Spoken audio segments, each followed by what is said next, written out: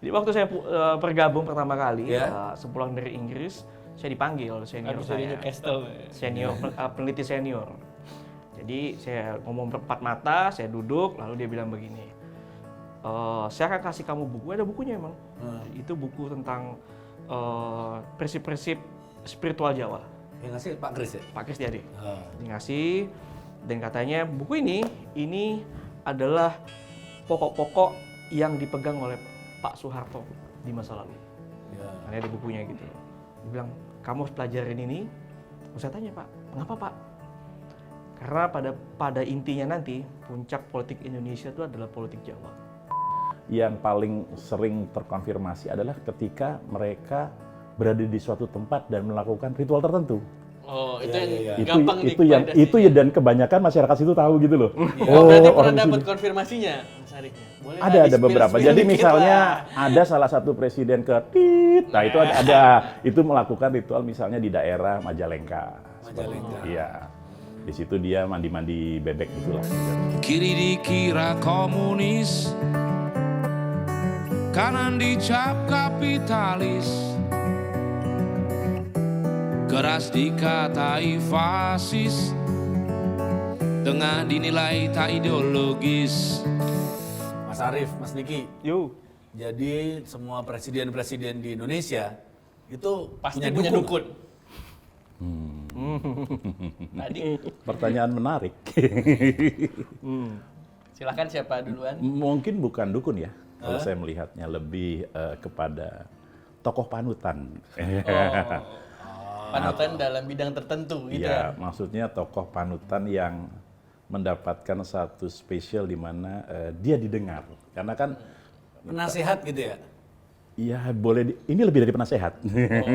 Didengar oleh siapa? Oleh pemimpinnya tersebut? Ya presiden itu ya? Ya, si sang presiden itu biasanya. Nah, semuanya tuh? Dari presiden pertama kita sampai yang sekarang? Ya, gitu. bahkan sebenarnya dari para raja-raja dulu juga sudah ada. Ini kan hanya meneruskan aja. Jadi kita pun juga manusia juga gitu kan? Ya. Punya panutan juga kan? Iya. Berarti udah menjadi budayanya gitu ya Mas? Bisa dibilang? Iya, jadi gini loh, di Indonesia itu, terutama di tradisi Jawa itu, seseorang itu kan harus ada yang namanya sepuh. Ya, seorang sepuh yang dijadikan sebagai panutan, didengar nasihatnya, kemudian dapat arahannya. Sebenarnya sih lebih kepada para, dalam tanda kutip, dukun itu atau penasihat itu, karena pengalaman-pengalaman dia yang dia bisa merasakan, oh iya nih, kalau kayak begini, kemungkinan begini. Atau dia dulu pernah membaca beberapa serat-serat tentang bagaimana sebuah negara itu penuh dengan gonjang-ganjing. Misalnya kayak di... Gimana contohnya? Satu contoh misalnya gini, di era Mataram atau di era, terutama di era zaman Pakubuwono ya, itu kan kalau kita lihat ada kayak tokoh juga yang sastrawan, itu orang lebih banyak menyebutnya kayak sastrawan seperti kayak Ronggo Warsito. Nah, Ronggo Warsito itu sebenarnya kalau kita lihat visioner, orang-orang visioner. Nah, orang visioner ini yang kemudian akan dimintai pendapat. Karena nggak semua orang punya daya jangkau pemikiran yang jauh ya. Nah, ini yang kemudian sering dianggap dalam tanda kutip sebagai dukun. Makanya kan sampai kemudian si Ronggo Warsito pun sempat nulis kan, itu serat Jongko Joyoboyo, udah cerita bahwa nanti Pulau Jawa akan berkalung besi. Ya. Pasar ilang kumandangi. Ya, jadinya Indomart ya. Jadinya online jadi online gitu kan. E-commerce seperti itu. Jadi sebenarnya ke situ. Ini kaitan dengan visioner aja, orang-orang yang bisa melihat. Atau dalam jauh ke depan atau gitu dengan kata lain, bahasa di Jawanya, weruh sak derenge winarah. Ya, gitu. Diplomatis banget pembukaannya. Ngasih aman. Aman awal-awalan. Aman. Penasaran nggak amannya di mana. Mas Diki. Ya, gimana? Mas Diki kan sebagai pengamat politik gitu ya. Kan nggak ngomongin politik kan ini selalu sangat ilmu barat ya. Tapi ternyata kan politik Indonesia ini, politik Nusantara atau Jawa, semuanya punya tradisi yang panjang. Betul. Dan ternyata ada yang seperti itu juga. Mau nggak mau mungkin Mas Diki kan lebih bersinggungan dengan Iya, para iya. politikus gitu. Emang ada kayak gitu Mas Diki? Emang ada, dan itu Oh, menurut gimana? saya hal yang konkret ya dalam politik Indonesia. Jadi Wah, konkret. Iya. Dibilang konkret loh. Sampai sekarang pun dia katanya maju kayak ini. sekarang. Jadi kalau menurut saya itu Tolong memang digarisbawahi konkret. konkret. Jelas tuh. Jadi memang tradisi berpikir Barat emang iya mempengaruhi dalam pengambilan keputusan Iya. politik Indonesia, tetapi juga hal-hal yang memang menjadi saya menyebutnya itu suasana kebatinan seorang politisi itu diolah lewat latihan spiritual. Berarti semua yang pengen jadi politisi harusnya melakukan perilaku spiritual ini ya? Sesuai yang dipercaya Sebenarnya ya? beberapa saya dengar emang iya melakukan itu, tapi kan di publik kan nggak diomongin gitu ya. Nggak mau, kenapa? Ya karena tadi dalam tradisi berpikir Barat, masa kok yang rasional kamu bikin jadi tidak rasional seperti itu. Padahal kan nggak rasional semua ya? Iya. Ya kalau kita melihat politik sekarang sih nggak rasional ya. Nggak rasional ya? Walaupun sebenarnya semuanya kan rasionalisasi ujungnya. Dirasionalisasikan Iya, gitu ya? iya. Bahkan ini Mas Noval juga ya, kalau dulu kita tahu ada orang bilang juga bahkan para pendiri bangsa memilih kemerdekaan Iya. tanggal 17 Agustus itu hari Jumat kan? Hari Iya, Jumat. karena hari Di secara bulan Ramadan. TGIF. Di bulan Ramadan. Iya. Thank God it's Friday. Oh yes, Jumat ya. Iya, Habis itu besoknya long libur. weekend ya. Nggak ada long weekend cuma diskusi. Tapi pilih hari Jumat itu pun sebenarnya emang Ada hitungannya. ada hitungannya. Sebenarnya ada yang bilang itu udah dihitung juga karena bulan Ramadan, hari Jumat, atau memang udahlah Jumat aja karena didesakan hari pemuda kan. Setelah Rengas Dengklok ya. Rengas Dengklok loh, itu zaman situ prostitusi di situ. Semua di situ. Bandar di situ. Iya. Saya dulu ke situ juga belum lahir. Jangan buka kartu itu kalau kamu time travel. Jadi sih sebenarnya gini, bukan hanya mungkin kalau kita lihat tanggal, bahkan di Indonesia atau di Nusantara ini pada dasarnya juga tempat itu menjadi sebuah bagian, bahkan arah ini juga sebagian, menjadi bagian itu. Wah ini peresmian ini arahnya ke mana yang bagus ya? Langsung ditanya, oh ke sana aja Pak. Oh ya, ya. Makanya tadi Mas Arief mau duduk juga milih ada barat mana gitu. Iya, karena saya bukan, karena ini masalahnya kan fokus ini kalau kamu ininya. Iya, sudut paling bagus dari Sudut paling ganteng bagus. dari mana. Sesuai wetonnya emang harus ngadep ke barat. bagusnya. Ya, Selatan tadi ke sini. Ya, jadi Boleh itu kita tipu aja sih. Jadi itu sampai seperti itu. Jadi memang kalau kita lihat bahkan di ini juga mengacu kaitan dengan masalah pembangunan keraton. Keraton itu kalau kita lihat arahnya tuh rata-rata kemana? Utara. Arah utara keraton Iya, itu. keraton, terutama keraton di Jogja Solo ya, Iya, Mataram Islam ya. Iya, itu arahnya utara. Nah, ini kita juga mau kenapa arahnya ke sana? Nah, ini kaitan juga dengan perhitungan-perhitungan dalam mungkin kalau di Cina tuh kayak Feng Shui, kalau di Jawa itu lebih kepada primbon, ada hitung-hitungannya gitu. Jadi misalnya jatuhnya ini nanti pendirian kerajaannya itu tanggal berapa, berarti arahnya kemana. Kemudian nanti angin yang bekerja dari mana itu dipengaruhi di situ juga. Oh, Mongso tadi juga Iya, di Mongso ya. iya, titi mongsonya. Titi dan mongso. seperti itu. Nah ini juga mungkin pada era kemerdekaan itu juga seperti itu. Cuman kan kebetulan di Pegangsaan Timur itu kan tempatnya Pak Karno ya pada masa itu kan. Ya, otomatis ya di situ mau tidak mau. Tapi pemilihan hari ada kaitannya juga dengan ke arah sana, gitu loh. Karena 7 itu kan dalam tradisi, jadi gini, dalam tiap-tiap bangsa itu punya atau tiap-tiap kepercayaan itu punya sebuah angka-angka tertentu. Misalnya kalau di Islam itu 9. Angka terbaik gitu ya. Iya 9, itu angka yang menjadi ini. Kemudian kalau di Cina itu 9 dan 8, ya PQ kan biasanya kan. Nah itu, terus kalau di tradisi di Nusantara itu kecenderungannya di 7. Kayak seperti itu. Jadi, Kenapa 7? Gimana ceritanya, Mas? ya itu kalau kita 7 lapis langit, 7 benua, 7 lapis. Nah itu 7 seperti bidadari. 7 bidadari. Itu 72 Pak. Kalau orang Jawa kan 7 doang. 7 iya. Iya, Nah, karena itu. ngambil selendang itu 7 bidadari. 7 bidadari. Iya, jadi memang itu di tradisi di Jawa tuh seperti itu. Jadi ambil 7. Nah 17 itu ya kaitan dengan mungkin dipikir ganjilnya. Oh. Oke. 1+7 8 juga, jadi 8, Cina juga ya. dapat hokinya. Ya, Dapat hokinya. termasuk juga pemilu kemarin tanggal 14 Februari. Ya, Valentine itu. Valentine. Ya, Valentine. Primbon masa kini, primbon Tapi masa kini. itu dengar-dengar tanggal itu dipilih juga. Kenapa nggak dipilih yang hari lain? Kenapa milihnya tanggal 14 Mungkin Mas Februari? Niki tahu tuh. Atau kalau pas tanggal 14 itu sewa gedungnya lebih murah. Gitu. Yang jelas pasti hari libur ya. Diliburin malah. Makanya pasti Iya, seperti iya, hari iya, libur. Jadi memang aku juga dengar waktu itu kan aslinya kan memang bukan Februari Iya. ya. Iya, Lalu dimajuin dan ada hitungan-hitungan wetonnya juga di tanggal 14 itu. Dan hitung-hitungan kayak gini kan bukan hal yang baru ya di dalam 10 tahun terakhir ini. Bahwa setiap pengangkatan kabinet itu di hari tertentu. Oh, reshuffle kabinet itu di Iya. hari tertentu Saya ya? ingat sekali waktu Asian Games kalau nggak salah ya, itu kan menunda sehari pengumuman siapa jadi ininya tuh ketua panitianya waktu itu. memang Karena nggak udah bagus lewat harinya ini ya. udah lewat jamnya. Iya, seperti lewat itu. jam 4 kalau orang Iya. Iya, Gitu. iya. Karena kalau lewat jam, kalau di tradisi Jawa itu lewat asar itu udah ganti hari. Iya. Iya. Kalau di tradisi Islam lewat maghrib. Oh iya benar. Ya, kalau internasional lewat jam 12. Iya.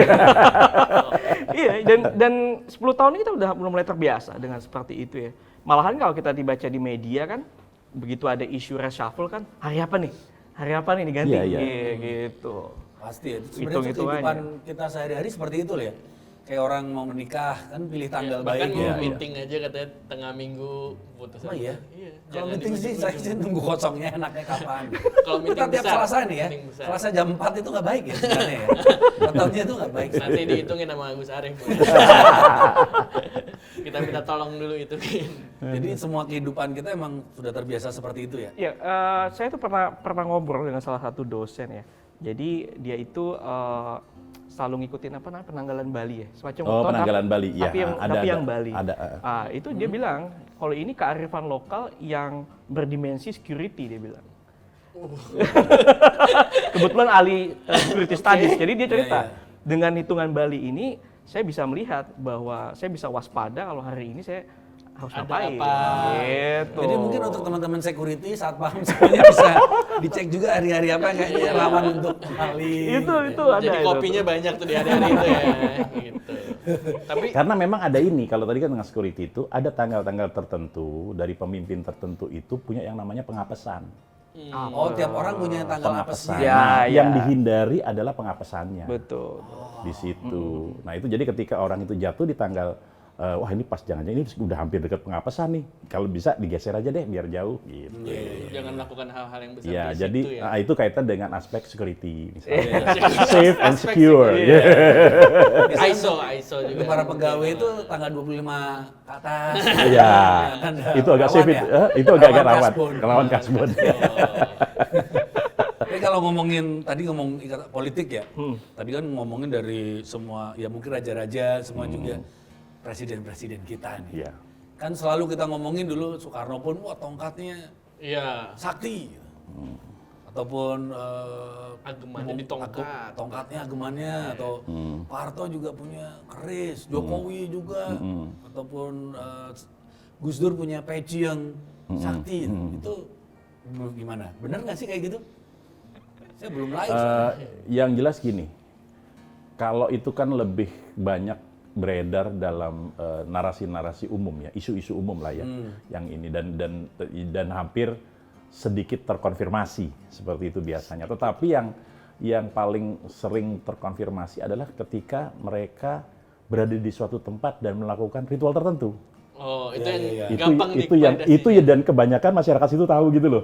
Oh, berarti pernah orang di dapat sini. konfirmasinya, Mas Arifnya? Boleh nggak Ada di-spill beberapa. dikit Jadi lah? misalnya ada salah satu presiden ke tit. Nah, itu ada itu melakukan ritual misalnya di daerah Majalengka. Majalengka. Iya. Di situ dia mandi-mandi bebek gitulah kayak gitu.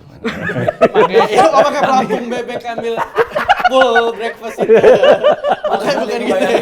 Bukan gitu ya. Bukan ya. Bukan.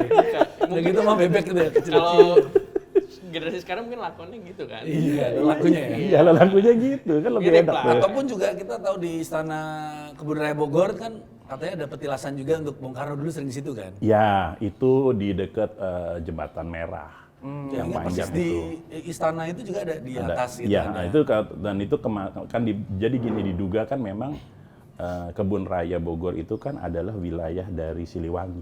Iya. Jadi hutan yang memang atau wilayah hutan larangan. Ya. yang dibangun oleh raja dari kerajaan Sunda ya pada waktu Ya. itu. Nah itu di atasnya kemudian dibangun. Ya, karena di bawah ada makam-makam masih Ya. keluarga Raja Siliwangi katanya ya. Ya, bukan makam sih, petilasan-petilasan yang karena kan raja-raja dulu kan boleh dikata bukan dimakamkan tapi moksa kan istilahnya. Iya. Iya. Kalau saya ke Bogor tuh lelaku saya di Surken. Oh sama. Iya, Iya, Surya iya. Kencana. Surya Kencana, iya. Banyak Bikin jajan. lagu Iya. kuliner. Bikin Lelaku, Indomie, iya, ya. iya, Sama, iya. Nasi kuning kan. Ya. Ada toge goreng di sana.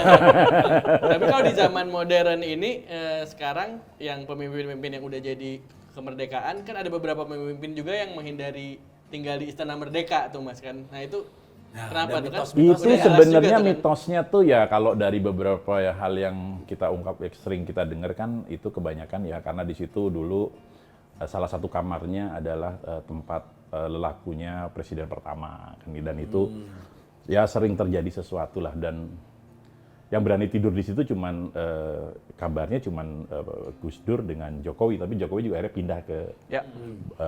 ke Bogor kan pada akhirnya di situ. Satu. Ya terus yang kedua memang Istana Merdeka itu kan lebih diperuntukkan untuk kegiatan seremonial. Ya. Itu yang lebih ke arah seremonial ya, terima tamu dan sebagainya di situ. Kalau dulunya bekas Belanda itu Ya, ngaruh Nah, nggak itu tuh? itu Ngaruh nggak itu juga bisa kemungkinan karena itu kan dulu rumahnya Gubernur Jenderal Gubernur Belanda. Jenderal, Iya. Saya pernah ke istana dikasih, saya sempat nanya kan, ada petugas bapak-bapak gitu yang petugas rumah tangganya. Pak, angker nggak? Wah, angker banget mas. Ya terus kenapa mas? Nggak mau jadi presiden saya. Katanya di belakang Binagraha ada ruangan Iya. apa, sering ada noni-noni Belanda. Gitu. Saya nanya, noninya umur berapa dulu Pak? Kalau asik diajak ngobrol ya. Iya, gitu ya. dia supporter Ajax sama PSV. Iya. Feyenoord. Feyenoord. Jadi ya tetap cerita-cerita tentang gitu tuh Ya, mau ya. ada ya. Ya, ya. Dan kawasan istana itu kan merupakan istana negara istana presiden kan sekarang ini kan juga merupakan bagian dari kota lama Belanda kan, Batavia. Ya. Setelah kemudian dari situ dibangun kota baru yang namanya Walter Freden yang ada di wilayah lapangan Banteng di situ. Nah itu pada era Dendels. Tapi kalau zaman era YP Kun ya masih di era yang sekarang di sana itu di Sana itu. di istana itu, Sama dan itu di belakangnya di kota tua ya. sampai di kota tua itu di kawasan Batavia pada masa itu gitu. Dan memang di kawasan situ kan memang terutama di era geger pecinan kalau kita tahu kan dulu banyak pembunuhan besar-besaran juga kan, dan pemberontakan sering terjadi di wilayah itu gitu. Jadi memang daerah situ memang daerah yang penuh gejolak gitu. Jadi pusaran auranya juga Daerah panas ya. daerah panas gitu. Selain memang polusi karena mobil lewat depan. Kalau di Bogor adem. Bogor lebih adem, di sana ya? tapi tetap macet gitu kan.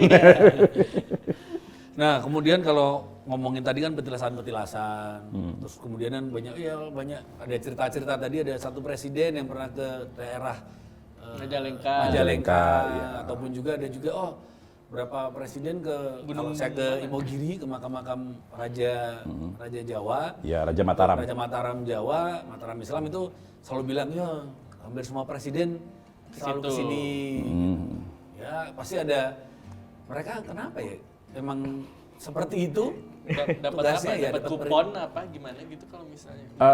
Itu lebih pada tradisi mikul dhuwur mendem jero ya kalau di Jawa ya.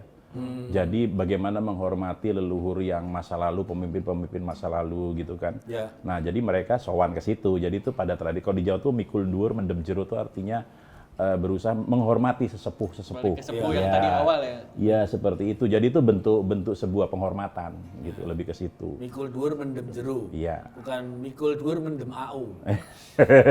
Itu marah kayak geliang. Iya, iya. Saya ada Seperti juga kalau ini, lebaran ya. ada sedikit tambahan nih mengenai apa namanya ritual tadi ya. Iya. Itu juga ada yang jelas ini seorang intellectuals ya, Iya. intelektual publik, level pendidikan sudah tinggi, lalu nyalek. Lalu pas musim-musim nyalek gitu tiba-tiba saya lihat ada di Imogiri, Mas. Saya juga ke Imogiri Mas Jakarta. Yang saya maksud. Mau manggung juga Mas Adi. Jadi tiba-tiba yang tadinya saya lihat ini kok orang ini kok awalnya kan nggak ada hubungan ya, tiba-tiba kok di Imogiri. Oh, saya baru ingat caleg. Iya. Tapi dia memang orang Jawa. Enggak. Bukan ya? Harusnya ke leluhurnya ya lebih pas mungkin ya. Mungkin terlalu dekat, enggak, mungkin terlalu dekat domisili, jauh, dekat tiket domisili. mahal. Iya.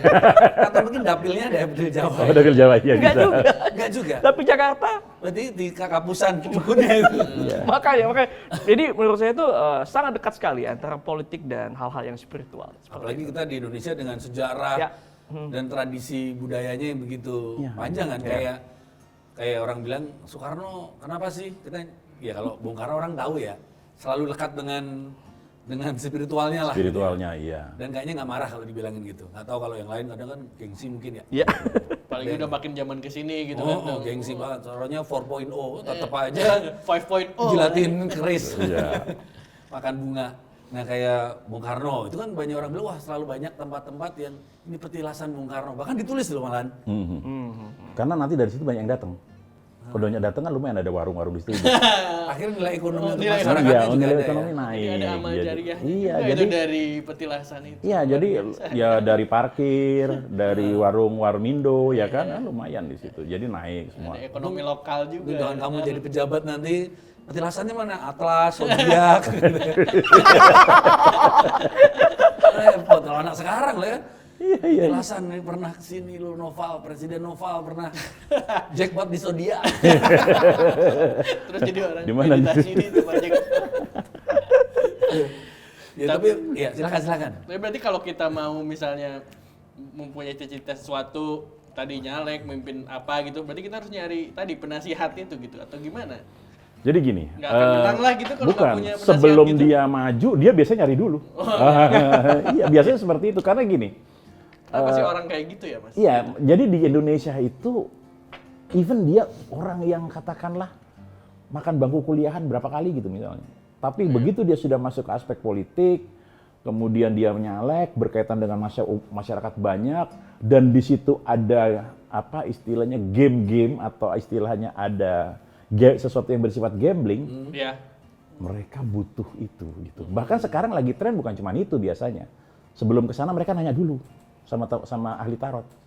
Oh. Ini kemana nih kira-kira saya? Destinasinya dari kartu. Itu gitu ya. ada seperti itu sekarang ada seperti itu.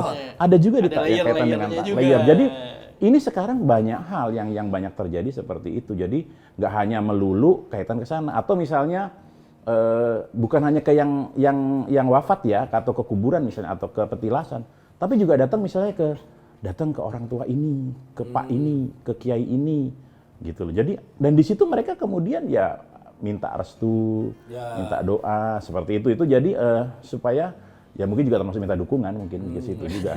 Itu Kiai tadi. Iya, Kiai punya pondok itu minta dukungan. Dukungan. Banyak kan Gitu. santrinya. Sumbangan ya. Iya. Pengalaman ya. Iya, jadi bisa sumbangannya lumayan Diminta semakin dukungan, gede suka doanya. diminta dukungan. Iya. Jadi itu biasanya seperti itu gitu nanti larinya. Nah, itu makanya tadi saya bilang ya tapi kan kalau namanya kiai kan selalu terbuka buat semua caleg kan gitu. Iya. Buat semua. Jadi ya semua diterima, semua didoain gitu.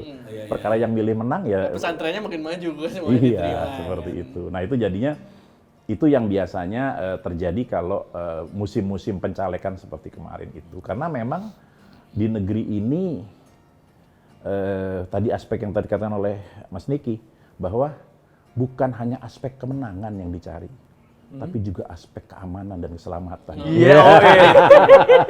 Dan ini nggak cuman kancah politik nasional loh. Iya. Bahkan kelas pilihan Kades. lurah ya, atau Iya, desa-desa iya, itu iya. sangat kenceng banget tuh itu.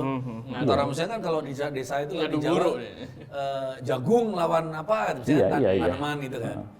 Jagung dan ganja. Iya. Sumatera kali itu. Boleh ya? Jagung dan ganja. Sumatera kali itu. Itu dukun. jadi Tapi kalau sana. pemilihan ketua kelas nggak pernah ada kayak gitu ya? Belum.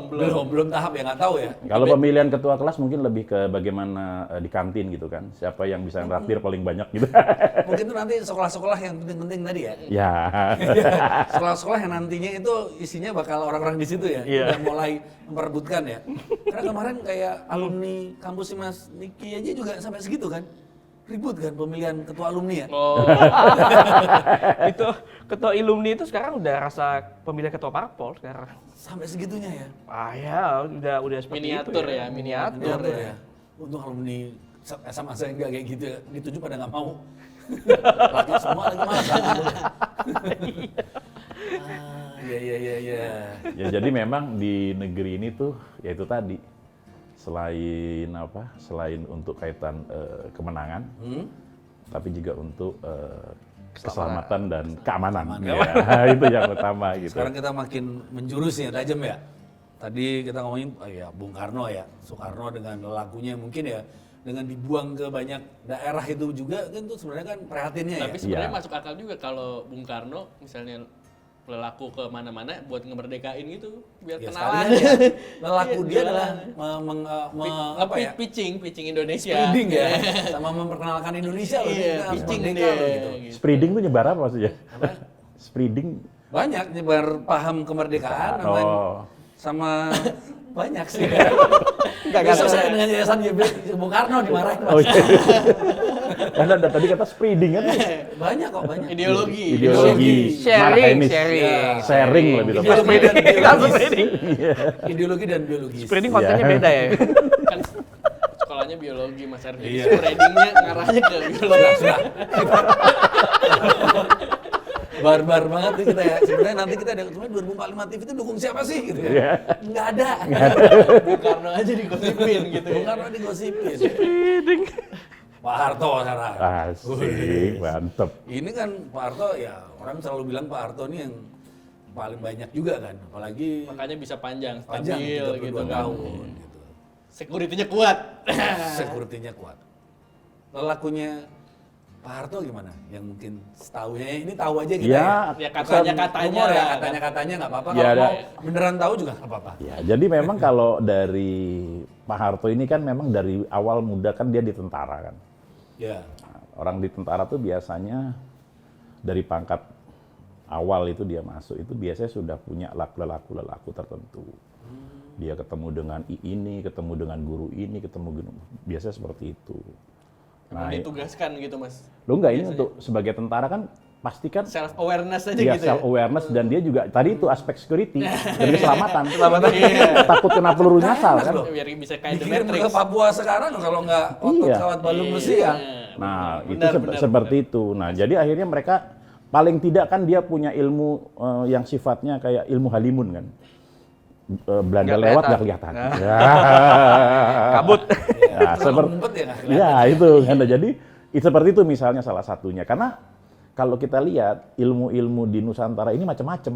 Kalau kita ngobrol dengan para praktisi-praktisi ilmu di bidang bela diri dan sebagainya, misalnya kayak dulu kita kenal ada ilmu rawa rontek, ya kan? Nah, rontek itu kalau dibunuh, potong, masih kena tanah, bisa nyambung lagi ya? Hidup lagi. Ya itu ada juga ya, ada lagi tuh turunan, itu kan turunan dari Pancasona kan, seperti itu ilmu Pancasona. Terus ada lagi misalnya Rogo Sukmo, ada juga ambles bumi, ya, Bisa hilang gitu di blep, tanah. tahu di mana gitu kan. Nah seperti itu. Nah itu yang terjadi gitu. Kalau kita pernah dengarkan dulu ada cerita penjahat yang bernama Kusni Kasdut.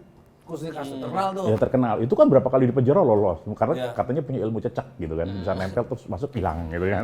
Cecek. Nah, itu jadi dan itu sebenarnya ternyata ditelusuri ya orang-orang ini biasanya memang dari awal orang-orang yang senang melakukan tirakatan begitu dan memang mereka ahli bela diri dan terlatih. Ya. Seperti itu. Nah, Itu kepentingannya karena untuk itu tadi ya. ya survival. Segala aspek security ya Betul, dilakoni. dilakoni Iya. seperti. Jadi dia akan mengambil sebuah cabang ilmu itu tadi kaitan dengan kanuragan itu yang Lebih ke kanuragan kalau lebih itu ke ya? kanuragan. Nah, itu terjadi memang. Tapi masih kita juga bisa lihat sekarang di ilmu-ilmu silat tradisional itu kan juga gitu. Ilmu kebal nggak bisa dibahas. Itu kan terjadi juga kan seperti Ya. itu. Walaupun sebenarnya itu terjadi karena mereka lebih banyak latihan sebenarnya. Yang jalan di atas bara, ya kan, seperti itu. Jadi udah biasa. Sudah terbiasa gitu. Jadi sudah beradaptasi secara fisiologis badannya. Sampai dengan belajar ilmu nggak perlu bayar cicilan. Nah, itu keren lagi tuh. Enggak, orang lupa aja. Ganti KTP enggak ya. Nah, kalau ngomongin itu kan kalau kita raja-raja Jawa dulu kan selalu dibilangin selalu dekat dengan penguasa Ratu Kidul ya, Kanjeng Ratu Kidul. Nah, apakah juga di era politik yang modern ini juga kemana sih? Apakah tetap sama ke Tanjung Ratu Kidul ataupun ke ada orang bilang Eyang Merapi, Eyang Lawu, itu masih sama seperti itu juga nggak? Sebenarnya begini, dasarnya bukan masalah Ratu Kidul atau Merapi, tapi kita harus melihat dulu dari bagaimana orang Jawa bicara tentang kosmologi. Jadi orang Jawa itu bicara kosmologi, dia selalu dua yang dia lihat, gunung dan samudra. Ya kan? Nah, kenapa ini terjadi? Ini terjadi karena memang orang Jawa memahami penciptaan ini dalam kerangka konsep tantu panggelaran. Ketika waktu itu Batara Guru membawa gunung dari Himalaya itu, ya kan, Mahameru itu masuk ke, kan orang kan dulu katanya ibadahnya kan harus ke sana. Udah capek, gunungnya aja bawa ke sini. Gitu. Itu orang Jawa tuh paling hebat di situ. Pemikirannya tuh praktis gitu, daripada jauh-jauh bawa ke sini. Ternyata dibawa pakai kura-kura itu kan, mengalus samudra dan sebagainya. Ya tercecer, gunungnya tercecer yang akhirnya yang ujungnya yang terjadi ada di Gunung Semeru. Itu. Nah, itu jadi itu yang kemudian menjadi sebuah air kehidupan ya kan, Tirta Amerta seperti itu. Nah, itu akhirnya orang lari ke situ, ada unsur air atau samudra dan ada unsur padat itu gunung itu sendiri atau api itu sendiri. Jadi ini yang menjadi sebuah acuan. Makanya di keraton-keraton seperti kayak di Jogja semua itu punya hubungan dengan gunung, ya kan? Merapi misalnya, kalau di Solo itu dengan Lawu misalnya, kalau di Cirebon dengan Gunung Cermai misalnya seperti itu. Jadi ini Gunung Sari atau Gunung Agung yang udah tutup. Nah, itu terjadi gitu. Jadi memang kita nggak bisa lepas dari itu karena memang dalam aspek kosmologi di orang-orang di Nusantara atau di Jawa itu seperti itu pendekatannya. Dan tadi juga cerita bahwa kalau orang di Nusantara memang biasanya lebih harmonis gitu ya dengan alam budayanya gitu ya. Oh iya. Dibanding kayak yang tadi tenaga gitu. Iya. Jadi memang kalau di orang di wilayah, terutama di wilayah oriental ya, dari sepanjang wilayah Asia Timur sampai Asia Tenggara itu, tradisi yang mereka lakukan itu tradisi yang memang berdekatan dengan alam. Ya, alam. Misalnya kayak cara pandang orang memandang naga di wilayah Asia Timur, Asia Tenggara dengan cara pandang naga orang di Eropa berbeda. Iya, betul. Di sini lebih friendly kalau di Asia, sedang Asia Tenggara dan Asia Timur, tapi kalau di Eropa cenderung devils lah. lawannya gitu. Iya, lawannya seperti itu. Nah, ini yang menarik di situ tuh satu-satu contoh ya dalam kalau kita melihat secara narasi yang terbentuk dalam film maupun dalam cerita. Iya. Nah, tadi kalau gunung-gunung tadi biasanya kemana sih orang yang mencari ini? Mungkin Mas Diki pernah dengar juga sebagai pengamat politik ternyata lokasinya tuh gimana gitu. Itu saya dengar itu. Jadi ada bakal calon presiden, bakal calon tapi belum jadi calon berarti. Belum jadi tapi nggak jadi juga. Oke. Naik turun Lawu. Supaya dapat hiking supaya dapat ini, dapat wahyu. Mapala dulu. Jalan. Laku. Bakal calon. Tapi nggak jadi juga, ditikung di akhir. Salah tempat apa gimana tuh? Kayaknya salah masuk gitu. Itu. Jadi memang ada. Jadi memang waktu itu saya pernah ngobrol bahwa saya tanya kan, yang bersangkutan melakukan ritual nggak? Tentu saja Mas, ada katanya. Terus itu tahun naik Forerunner ya laku Mas. Makanya gue bilang helikopter. Oke kalau gitu, ya mudah-mudahan lah gue bilang jadi, tapi nggak jadi. Berarti Gunung Lawu itu salah satu gunung yang bisa dikatakan itu magis lah ya untuk. Magis. Berarti kalau nggak jadi gitu nggak ngaruh gitu Mas, gimana tuh? Biasanya gini, kadang-kadang kan ada lagi gini loh. Mungkin dia cuma datang aja ke gunung gitu kan, tapi dia tidak ada atau dia datang aja tapi tidak ada satu supervisi. Ya, biasanya harus ada supervisi nih.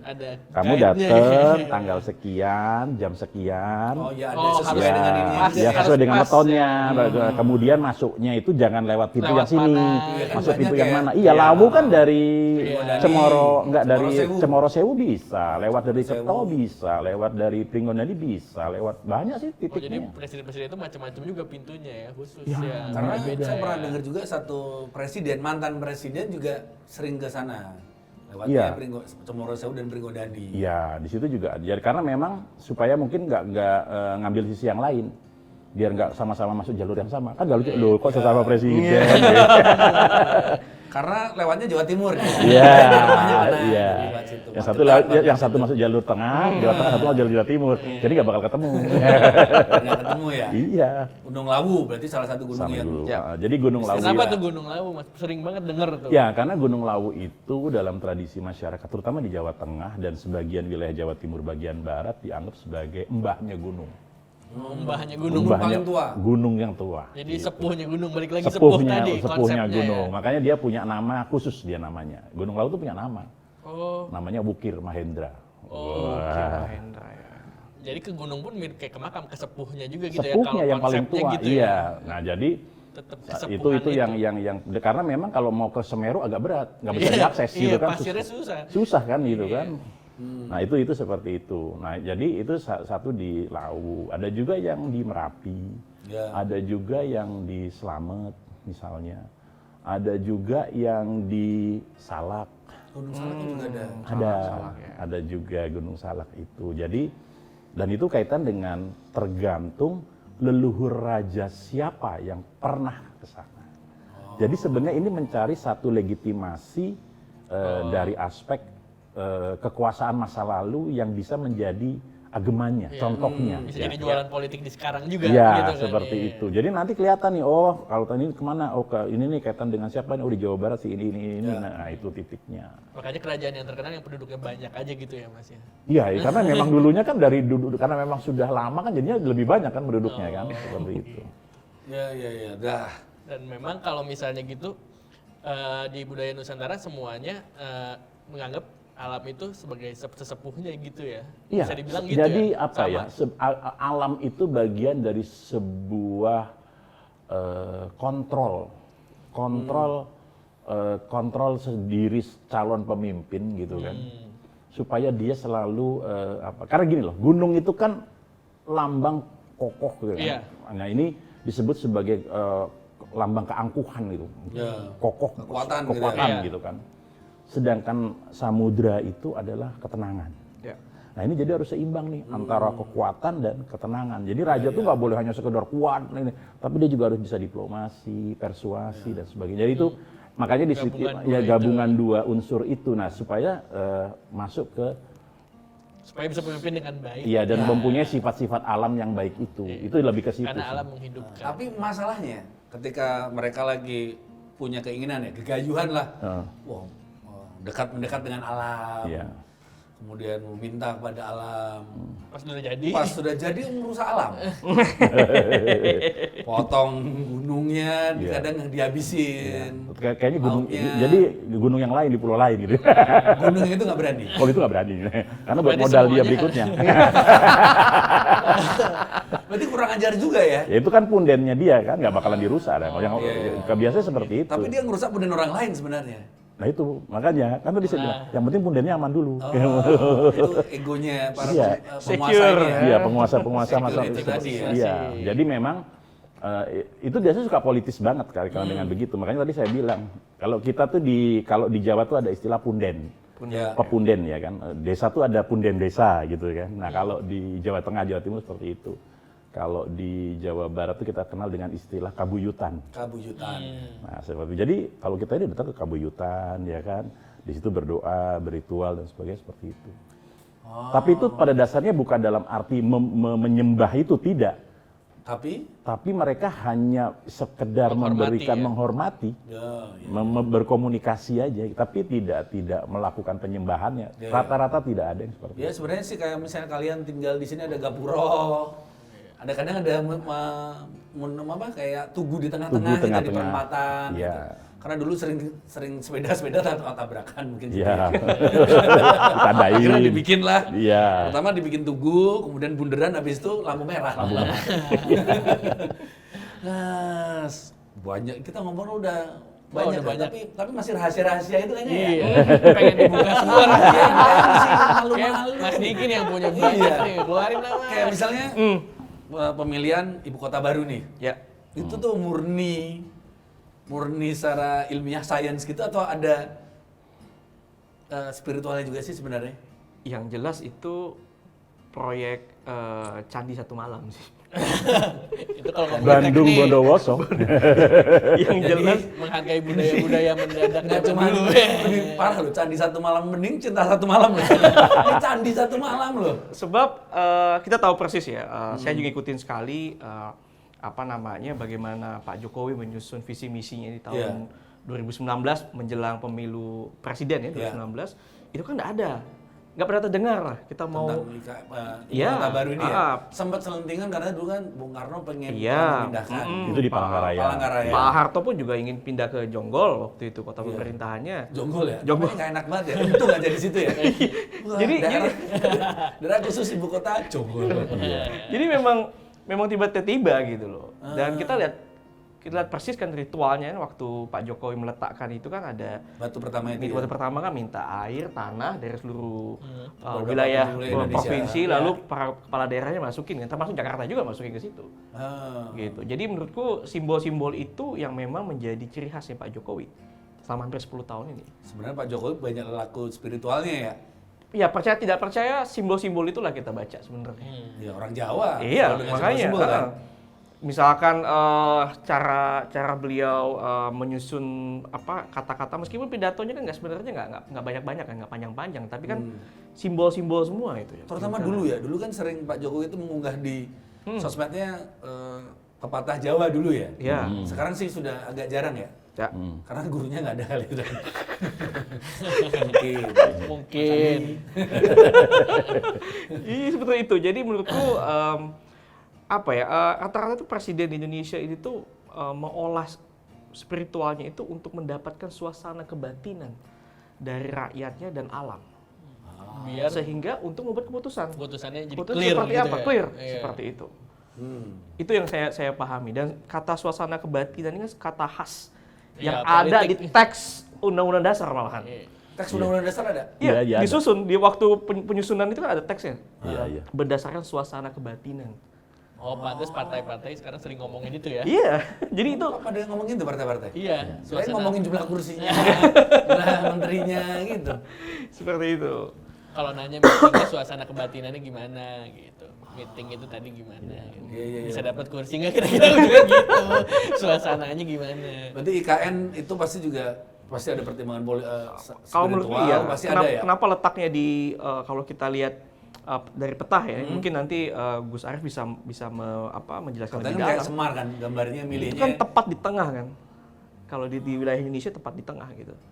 Nah itu kan pilihannya kenapa di situ, gitu. Kenapa nggak di dekat Pontianak misalnya? Iya.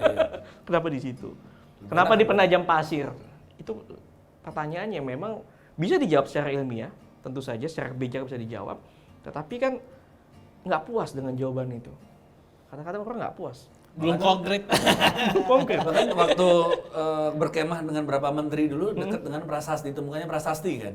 Ya. Heeh. Berarti milih di situ juga kan. Makanya maksud aku tuh itu memang kayak khas banget tapi tidak bisa dijawab dengan jawaban yang firm gitu. Ya. Ya, tapi memang namanya simbolisasi itu memang harus diciptakan dengan berbagai macam persepsi Tafsir, nantinya, ya. tafsir. Tafsirnya juga macam-macam. Iya, jadi nggak boleh diciptakan satu tafsir Ya. sehingga itu akan menjadi sebuah Bisa hidup terus ya, gitu ya. cerita yang kemudian dari 3 tafsir menjadi 6 tafsir menjadi kemudian 12. Nah, ya itu seperti sama juga kita bicara tafsir Super Semar kan? Ya. Ya kan? Kita kan bertanya, katanya dibakar itu ada 3 kopinya. Betul. Dipegang siapa? Ya akhirnya sampai hari ini akan terus bergulir ke situ. Ya, sama juga ketika Pak Jokowi, ya jangan tanya saya. Saya. Oh, itu berarti tafsirnya banyak. Iya. Iya. Berarti tanya yang lain, kalau nggak ya jangan nggak usah tanya. Gitu. Iya. Atau ada tafsir lain. Bingung-bingung dewe kok. Gitu ya. Itu. Nah, sekarang ngomongin spiritual Jawa, gitu. Selalu ngomongin tentang Satrio Piningit, Iya. Ratu Adil, gitu. Dari dulu. Dari dulu sampai sekarang. Gitu. Sebenarnya gimana? Kalau Mas Diki lihatnya dari term politik, sains politik sebenarnya. Jadi gini kayak Mas, gimana ini tuh Satrio kisah nyata Piningit? ini ya. Kisah nyata. Nah, Menarik Ini ya. pengalamanku. Jadi Nah, waktu menarik ini. saya bergabung di kantor saya saat ini. Heeh. Kita belum kenalin loh. Oh, Kita udah jalan berapa menit, kita kenalin dulu. Iya, ini Mas Niki dari Pengamat Politik dari CSIS. Ya, dan ada Itu adalah penasihat spiritual dari semua presiden-presiden Indonesia. Benar ya? Bisa jadi. Selalu ada termasuk lah hubungannya. partai yang satu itu. pengamat politik sebagai penasihat politik sebagai ininya, Iya. kamuflasenya gitu. Cuma bawa kerdupa. Enggak, maaf Pak Philip Monte. Marahin nanti dia. Dan ada Gus Arif. Gus Arif masih saya sekarang nggak mau dipanggil Gus. Mas Arif Mas berarti. Arif. Iya. Oh, udah nggak Gus lagi? Masih. Masih tapi Tapi ada ya loh yang pengen Gus sekarang. oh Ya, gitu. banyak. Bisa dijual Dari Cak ke Gus ada loh. Oh gitu ya bisa. Biar di Atau gini, Gus ya. mendadak Gus itu. Bisa jadi. Atau bisa jadi karena belakangnya namanya Agus. Otomatis Gus. Agus Mitfah. Ada Mas Nur Arif dari Les Bumi NU. NU. Ya, ini NU Nahdlatul Ulama ya. Iya. Iya. Bukan Newcastle United ya. Enggak. Jauh Newcastle United. Jadi tadi balik tadi Nah, bilang kantor ini tadi. nih, jadi CSIS waktu ya, berarti Karena ya? udah tahu kantornya sekarang. CSIS. Nggak tahu. Jadi waktu saya bergabung pertama kali, Ya. sepulang dari Inggris, saya dipanggil oleh senior Habis dari saya. Newcastle. Senior peneliti senior. Jadi saya ngomong berempat mata, saya duduk, lalu dia bilang begini, saya akan kasih kamu buku, ada bukunya emang. Itu buku tentang prinsip-prinsip spiritual Jawa. Yang ngasih Pak Kris ya? Pak Kristiadi. Ah. Dia ngasih, dan katanya buku ini adalah pokok-pokok yang dipegang oleh Pak Soeharto di masa lalu. Ya. Ada di bukunya gitu loh. Dia bilang, kamu harus pelajarin ini. Saya tanya, Pak, mengapa Pak? Karena pada intinya nanti, puncak politik Indonesia itu adalah politik Jawa. Dia bilang seperti itu. Jadi kamu harus bisa paham simbol-simbol, lalu filsafat-filsafatnya, supaya kamu bisa mengerti, menerjemahkan fenomena politik di Indonesia. Padahal Mas seperti Diki apa. bukan orang Jawa ya? Bukan orang Jawa, Orang Palembang ya? orang Palembang. Iya. Gitu. Jadi, Tapi itu pelarian Jawa dulu. oh iya, Selendra ya. Bisa Hendra. Jadi ya sampai sekarang saya selalu baca. Heeh. Saya selalu baca kalau misalkan lagi ada fenomena yang penting ya. Contohnya dan apa gitu? Contohnya mengapa Bapak Jokowi tidak bersama dengan partai sebelumnya. Ya kan? Itu ada di situ. Ya itu Tersirat ada ya? ada Bisa tafsirnya, ada ditafsirkan misalkan jadi ya. move kayak misalkan manuver politiknya bisa berubah, itu kan ada ininya. Lalu kenapa misalkan Pak Jokowi fokus banget dalam urusan pembangunan ya, infrastruktur ya, memang ada ininya, memang tulisannya, patronnya, Iya. pakemnya gitu loh. Kalau seorang misalkan gini deh, soal harga beras, bagaimana caranya siapapun presiden Indonesia itu akan sebisa mungkin mengendalikan harga beras tetap stabil. Stabil, ya. Kenapa? Karena dalam tradisi politik di Jawa itu beras itu segalanya. Beras adalah kunci, Jenderal. Kalau kita bisa meredam kelaparan, berarti stabil politik. Stabil ya. Oke, seperti itu. Beras ya. Nah itu saya pelajari sampai hari ini, dan ya bisa lah menjawab kira-kira bisa gini gitu. Dan Sampai ini sekarang mungkin tambah kopi ya. kopi ya. Buat urban ya, buat di urban gitu. Dan satu hal lagi yang saya pelajarin juga, bahwa dalam spektrum politik Jawa seperti ini, ketika kita berada di puncak kekuasaan, Ya. udah nggak ada lagi top of the top gitu, itu ya sunyi.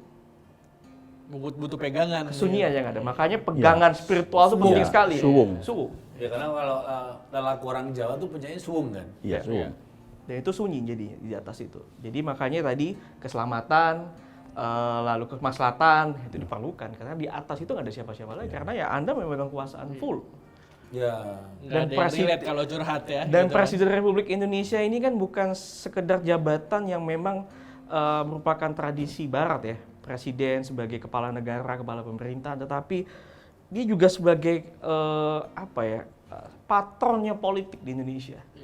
Ya, di Indonesia gitu ya Iya. presiden. Jadi benar-benar ya patron politik. Jadi dia harus memegang kekuasaan itu lebih besar Atau lagi. dia juga sebagai tetenger.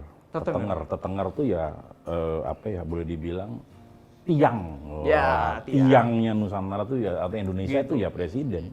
Karena menjaga keberagaman Ya, gitu. jadi kalau presidennya nanti ambruk, ya ambruk juga. Ya. Iya. Itu. Berarti Satrio Pining itu ya tiap tahun bertiap 5 tahunan berganti-ganti bisa ya? Bisa. Itu Satrio Pining Iya. itu ya kalau. Tapi kalau konsep mungkin ya. Satrio Pining itu kan sebenarnya konsep baru. Di Oh. para era konsep baru di masa-masa pasca Perang Jawa. Seperti itu. Bahwa ketika itu porak-poranda semua gimana, masyarakat butuh Merindukan. seorang merindukan, Butuh harapan, butuh ya. harapan. Nah itu kemudian berharap adanya Satrio Piningit dan sebagainya. Kemudian muncullah narasi-narasi dan cerita-cerita yang diadopsi dari berbagai macam cerita yang Mesayah lah sebenarnya. iya Mesa, ya. seperti itu. Nah itu yang kemudian muncul di situ. Tapi pada dasarnya kalau di era-era dulu nggak ada, karena memang negeri ini ya didiemin aja juga masyarakatnya ya makmur-makmur aja sebenarnya. Kita lempar kayu aja bisa tumbuh Nah jadi padi iya ya. seperti itu. Kata Coach Plus. Ya, coba bayangkan sekarang kalau ditanya, mungkin kita ini dikatakan indeks bahagia terendah. Coba disurvei lagi. Apakah Bapak Ibu bahagia? Bahagia sekali selama tidak ada pinjol yang ngejar-ngejar saya. Nah, lagi tadi sempat ngomongin Jongko Joyoboyo kan. Iya. Karena Presiden Indonesia itu Noto Negoro katanya. Iya. Nah, itu masih berlaku nggak sih? Nah itu kan juga pendekatan yang sebenarnya agak absurd ya, yang nggak jelas juga. Ada yang Noto Negoro, ada yang bilang Hono Coroko, ya kan, ada yang bilang Doto Sowolo, ya kan. Sampai lalu Noto. Oh iya, mau ngebotongo akhirnya. Nah itu bener-bener iya. Nah jadi sebenarnya itu sebuah, kembali lagi tadi, itu sebuah jembatan aja untuk menarasikan apa sih yang akan terjadi gitu, apa sih presiden bagaimana yang akan kita harapkan gitu loh, Ya. atau pimpinan apa tertinggi kita yang kayak seperti apa gitu. Tapi itu kan balik lagi gitu loh, semua itu kan kembali ke, kalau sekarang kan secara ini balik lagi ke suaranya adalah kepada masyarakat sendiri kan, kita mau yang model gimana sebenarnya. Karena pemimpin itu kan menggambarkan dari Masyarakatnya juga juga. gitu kan. Ya kita lihat pokoknya kalau pemimpinnya begini berarti masyarakatnya begini, ya udah selesai sama. Ya kita lihat juga kenapa Trump bisa terpilih misalnya. Ya karena pada masa itu orang-orang Amerika ya cenderung begini. Nah, seperti itu sama. Jadi memang itu tidak terlepas dari kondisi demokrasi di Indonesia dari era pasca reformasi. Terjadi seperti itu memang. Nah, seperti kayak kita lihat dulu bagaimana misalnya juga kemenangan awal ya Jokowi ketika dengan Prabowo pada masa itu kan juga balik lagi gitu, yang memang sangat tipis pada waktu itu menangnya. Nah itu kembali lagi bahwa kita terbelah dan memang masyarakat pada waktu itu kecenderungannya ke sini. Ya. Seperti itu. Nah itu terjadi. Jadi memang balik lagi sih kepada kondisi-kondisi masyarakatnya dan balik lagi juga bahwa ya sepengetahuan saya kayak kondisi seperti spiritual dan semuanya yang diharapkan dari para pemimpin itu hanya sebagai supporting moral support gitu loh. Gitu untuk menjustifikasi bahwa mereka layak untuk memimpin. Software-nya ya, software. Iya. Layak ini berarti kan bisa dikatakan mereka yang dapat kewahyon lah bahasa Jawanya gitu. Iya, wahyon atau apa namanya? Pulung. Dapat atau- pulungnya iya. gitu. Itu pulung dapat apesnya juga loh ya. Iya, iya. Jadi presiden itu ada enaknya nggak enaknya juga loh. Iya, iya, iya. Pasti nggak enak lah. Enggak, kemana-mana maki-maki orang. Maki-maki, dikata-katain. Nah, tapi ada juga orang kemudian sebelum ketika proses mau menjadi ini kan, wah kayaknya merasa mungkin nggak pede ya. Dia berusaha kemudian datang ke petilasan-petilasan tadi, ada ke makam-makam gitu, supaya Dapat legitimasi. ataupun supaya Pede. dapat Dapat pede. wahyu tadi ya, dapat pulung tadi. Tapi ada juga yang meskipun lakuin itu tetap Nggak nggak dapat. berhasil juga tadi kan. Iya, iya. Berhasil semua ya presiden semua. Iya, iya. Makanya kan tadi Tapi saya yang penjaga istana tetap nggak mau angker. karena itu kan kaitan dengan Wahyu Mahkota-Rama kan, Wahyu Makutoromo kan. Ibaratnya kan kalau dalam tradisi raja-raja Jawa kan itu ya Wahyu Makutoromo itu kan ya tergantung jatuhnya ke siapa. Misalnya kalau dulu di tradisi kerajaan misalnya, nggak selalu yang namanya laki, bisa jatuhnya ke perempuan. Kayak misalnya kayak Tribuana Tunggadewi, kemudian Ratu Sima, ya seperti itu jatuhnya ke perempuan malah seperti itu. Jadi nggak melulu harus laki dan nggak melulu harus anak pertama misalnya seperti itu. Nah ini yang jadi Wahyu Mahkota-Rama ya kayak kita lihat seperti misalnya Sultan Agung, ya kan dia kan bukan dia kan tadinya yang menjadi harusnya menjadi raja kan kakaknya kan. Iya, Kan. Tapi kan kakaknya kemudian cuma sebentar kan. Terus yang akhirnya baru ke dia kan. Iya, ini ke Wahyan tuh belum tentu anak yang pertama ya. Pertama seperti Tuh, itu. Mbak Puan. Waduh. Maksudnya kan Mbak Puan bukan anak pertama. Iya. Banyak. Iya. Peluang masih Bisa. Nggak apa-apa gitu loh. Itu barbar banget. Aduh, seru banget sih ya ngomongin ini ya. Meskipun masih malu-malu gitu ya. Tapi ada pusaka-pusaka. Kalau raja-raja kan selalu punya pusaka ya. Punya pusaka ataupun ageman tadi lah. Ageman, bilang iya, agemannya. iya. Tapi presiden-presiden atau pemimpin-pemimpin ini pasti punya kayak gitu juga kan? Ada. Yang disimpan di sana misalnya. Ya ada. Ya kalau kita lihat kayak Pak Jokowi aja waktu itu kan menunjukkan kan waktu dia yang keris itu kan. Iya kan pernah ada keliling pusaka-pusaka Iya, Nusantara ya kan kemudian dia nunjukin kerisnya juga kan kalau nggak salah Nogososro apa kalau nggak salah itu. Kalau saya Sapu Inten. Ya itu ya seperti Saya itu. ngawur mas ini. Iya. Oh nggak salah Nogososro itu ya. Nogososro, ya. Nogososro itu ada. Saya lupa Nogososro apa Nogorojo gitu. Ada antara itulah waktu Tapi itu. emang tiap orang pun kalau secara orang tradisi itu selalu punya ageman masing-masing ya. Punya, karena kan gini, orang sebagai satria itu kan punya 5 hal yang harus dimiliki. Pertama adalah wismo. Wismo itu rumah. Jadi seorang pemimpin itu harus punya rumah. Rumah tuh di mana dia bernaung. Di partai apa? Asik langsung. Wow. Harus punya partai. Jelas. Ikut partai Ikut setidaknya partai ya. paling Belum punya, tidak. harus punya Enggak atau harus. mengakuisisi partai jangan. Iya. Harus Tapi ikut- minimal dia ikut lah ya. paling nggak dia member. Member. Ya kan? Jangan member Delta. Platinum. Ya kan? Nah, terus setelah Beda itu brand. dia harus punya turonggo. Turonggo itu kendaraan. Bisa ya. Apa maksudnya kendaraan ya? Dia harus punya sesuatu yang dia bisa jadikan andalan. Sengget atau galah untuk dia melenting. Kata Bambang Paco. Korea tuh harus Korea. bisa untuk melenting. Itu kan benar itu kata Pak Bambang itu benar, Pak Bambang Pacul itu benar. Untuk melenting tuh harus punya galah. Nah, galah itu yang namanya kita sebut sebagai turonggo. Apanya tuh kalau di dunia nyata? Ya, Nah, tadi kan misalnya partai. ya itu orang yang bisa dijadikan cantelan. Oh. Misalnya mau deket, ya deketlah ketua partai, ya Patronnya, dapat- patron biar politiknya bisa siapa? dapat tanda tangan, gitu loh, gitu loh. Jadi melentinglah engkau. Deketlah ke Pak Bambang Pacul. Iya. Satu. Ketiga, itu dia juga harus kalau dalam ini dia harus punya yang namanya curigo. Curiga itu apa? Curigo itu senjata. Senjata yang kalau dia diserang, nah dia aman.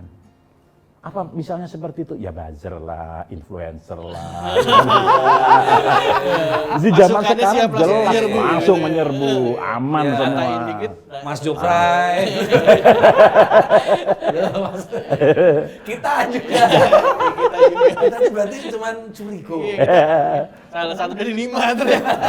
Katanya itu. Terus ada lagi namanya kukilo. Kukilo apa itu? Nah, kukilo itu adalah yang dia memberikan sebagai tim komunikasi politik. Wah. Wah, ini perlu. Ini kayak siapa berarti? Hah? Kang Lemen. Jadi yang nanti dia bisa Yang- bukan dia membroadcast kegiatan apa saja. 2045 TV. Ini, nah itu ya kegiatan-kegiatan dilakukan oleh si calon ini apa aja. Biar relevan terus. Iya, Kayak itu perlu update terus. kukilo. Iya. Ini Nah, pas banget ya. Jadi buat yang pengen maju pilkada lain ada 2045 TV yang Iya. bisa. Gue jadi kukilo. jadi kukilo. Iya. Jadi kukilo. Terakhir adalah wanito. Wanito. Saya suka nih wanito. Ini Apa adalah wanito? tim diplomasi. Oh. Ya, yang menghubungkan Halus-halus ya antara ini pendukung si ini, udah lo gak usah dukung sana, dukung sini aja. Nego-nego Negosiasi, bis, negosiasi Bahasa politik. lainnya broker. Kayak operator gitu ya? Ya, jadi negosiator lobby. politik. Biasanya dulu rektor itu. Dosen cocok sih ya. Iya, Kalau iya. netral enggak gitu. Ya, jadi ini perlu jadi tim negosiator untuk bagaimana mencari dukungan misalnya dari 2 menjadi 3 menjadi 4 partai dan sebagainya. Itu perlu tim yang bermain di situ. iya, Nah, itu semua ada dalam filosofis di Jawa untuk menjadi seorang satria, menjadi seorang pemimpin nantinya. Seperti itu. Susah ya. Nggak usah deh nggak jadi pemimpin. Jadi kalau nggak punya infrastruktur itu, Iya. selesai sudah. Selesai sudah. Security-nya Titik juga masih nggak ada yang tertarik. dijagain juga security-nya kan. Masih tertarik maju jadi pemimpin. Titik sudah. Paling punya apa kita? Nanti Mas Haji tanya dulu aja ke Mas Arief, dihitung dulu aja. dulu Bisa nggak? utangnya. Gitu. Kalau nggak, Harus tahu buat diri manggung juga. aja. Iya. Saran nih dari Mas Diki dan Mas Arief untuk para politikus ataupun orang yang pengen menjadi pemimpin. Ini gimana? Cara nyari gurunya gitu. Ya, Mas atau Niki dulu kontak aja. saya aja gitu. Langsung aja kontak gitu. Ya kalau menurut pengalaman saya Mas ya dari melihat fenomena politik ya dari 2016 sampai dengan 2024 kemarin, saya melihat bahwa seorang pemimpin ini kalau ingin bisa perform ya, dia bisa menghasilkan kebijakan-kebijakan yang baik gitu, dia harus bisa menyerap suasana kebatinan rakyatnya seperti apa. Itu yang pertama. Yang kedua, harus bisa memberikan perhatian bagi wong cilik. Nah, wong cilik itu siapa dia? Ya, orang yang termarginal, orang yang miskin ini loh. Kirain orang kecil-kecil gitu. Yang kecil, orang kecil ini loh. Jadi ketika dia bisa memberikan perhatian itu, maka seorang pemimpin ini dapat marwah. Marwahnya itu terjaga. Bahwa seorang kesatria itu hadir untuk selalu membela orang-orang yang kecil. Nah, Gitu. bisa ngerasain kebatinan itu dengan laku-laku ini Udah tadi laku. ya. Jadi Prihatin olah tadi ya. olah spiritual itu sebenarnya update software supaya kita tuh Olah lebih peka. rasa ya. Olah rasa gitu loh. Iya. Rasanya itu dikencengin gitu. Seperti itu. Jadi saya melihat itu dan makanya kalau kita lihat Pak Jokowi kemarin itu kan rasanya itu kan besar sekali kan. Sehingga biar bagaimanapun dia nih, kita tahu persis lah bagaimana pertarungan politik di 2024 ini tetap dicintai Mas.